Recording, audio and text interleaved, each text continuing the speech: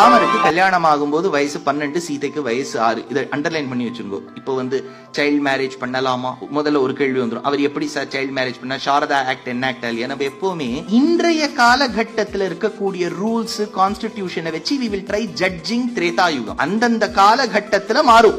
அதை வச்சு பண்ணக்கூடாது. சீதைக்கு வயசு 6. இப்ப அடுத்த கேள்வி வரும். அந்த 6 வயசுல அண்ணரும் நோக்கினான் அவளும் நோக்கினாள்லாம் நடந்திருக்குமா சார்? நடந்திருக்கிறதா அவர் சொல்றார். சொல்ல வேண்டியது என்னுடைய கர்த்தவியம். இது இந்த மாதிரி எண்ணங்கள்லாம் தோன்றுமா? அந்த ரொமான்டிக் ஃபீலிங்ஸ் எல்லாம் வருமா? ஏன்னா இதெல்லாம் தான் கேள்வி கேட்பா. 6 வயசு சீதைக்கு கல்யாணம் ஆச்சுன்னு 4 ஸ்லோகங்கள், ஆரண்யா காண்டத்துல 2 ஸ்லோகம், கிஷ்கிந்தையில 1, அயோத்தியா காண்டத்துல 1, ஏன் பாலகாண்டத்திலே ஊனஷோடச வருஷோமேங்கிற ஸ்லோகத்தை வச்சு ராமருக்கு 12, சீதைக்கு 6ங்கிறது தீர்மானம் ஆயிடுச்சு. தீர்மானமானது சும்மா க்ளோஸ் ஆன கேஸ்ல நீங்க ஒரு கேஸ் க்ளோஸ் ஆயிடுச்சு.